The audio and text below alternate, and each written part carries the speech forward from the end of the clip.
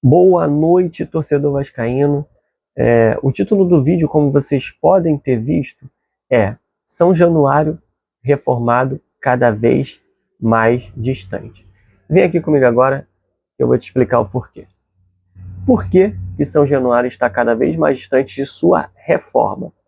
Porque hoje foi noticiado que a principal empresa interessada, que estava na frente, disparada, para comprar o Vasco da Gama, onde teve 3 datas diferentes para realizar a compra do potencial construtivo, a Sode Capital, ela não efetuou a compra no prazo, e por isso o Vasco está aberto a outras empresas.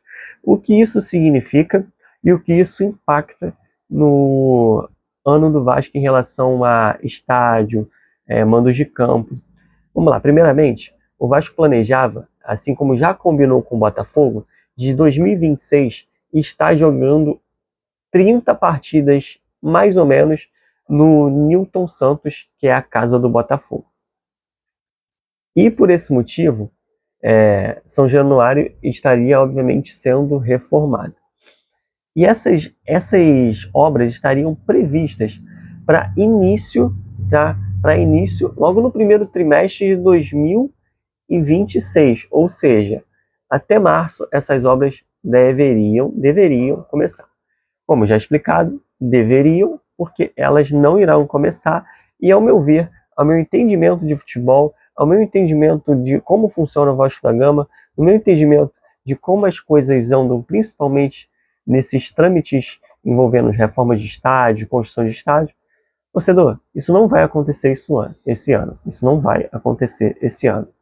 É mais uma frustração para o torcedor vascaíno, né? Ano passado a gente teve a frustração do título, tivemos frustrações com relação a contratações, tivemos frustrações agora nesse início de brasileiro, pensávamos que ia mudar, e agora eu já sentia que não ia acontecer a compra desse potencial construtivo para esse primeiro semestre, e acredito que não vai acontecer esse ano.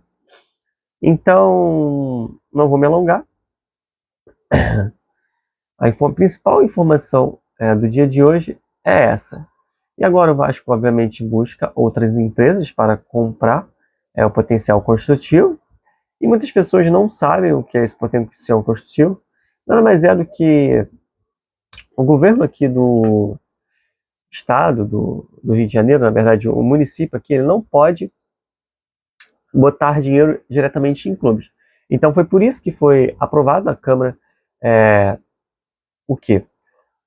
O entendimento, né, a validação de que São Januário reformado gerariam receitas para o município do Rio de Janeiro e fariam com que gerassem lucro para cá, para a cidade. Então isso foi comprovado, foi provado, o processo foi aprovado e o Eduardo Paes assinou, né, e fez com que um terreno na Barra da Tijuca, né, o potencial para a construção na Barra da Tijuca, avaliado em 500 milhões, que era o que o Vasco espera arrecadar para iniciar as obras, e parte desse valor seria destinado para a reforma do estádio. Tá bom? Diretamente não pode ser passado, então por isso que há esse trâmite, esse potencial. Um local que tem um potencial de construção que pertence ao município do Rio de Janeiro, e aí ele é repassado para o Vasco da Gama. Basicamente isso. Com o São Januário reformado, geração de empregos, valorização do local, ali de São Cristóvão, traria benefícios para o Rio. Só que isso não vai acontecer. O valor de 500 milhões era inicial, porque a reforma do estádio mesmo geraria em torno de 800 milhões. E, Bruno, como é que seria arrecadado esse mais ou menos? A gente sabe sempre que acontece mais, né? Aumento de materiais, tudo isso. E esses 300 milhões, como é que seriam arrecadados? O Vasco arcaria com esses 300 milhões através da venda do name rights do estádio. Que uma hora estava bem andado com a Crefisa, outra hora com outra empresa, e a verdade é que nada está sendo concretizado, a gestão do Pedrinho termina esse ano e o que muito se esperava, pouco se entregou. Você concorda comigo? Você acha que realmente o trabalho do Pedrinho está sendo tendo pouca entrega? A gente não dá para comparar com gestões anteriores. Mas o que a gente vê é que as dívidas não estão diminuindo, o Vasco pegando os empréstimos atrás de empréstimo, o Vasco não foi repassado para nenhuma empresa. É óbvio que a gente não quer tanta pressa, a gente também não quer tanta lentidão.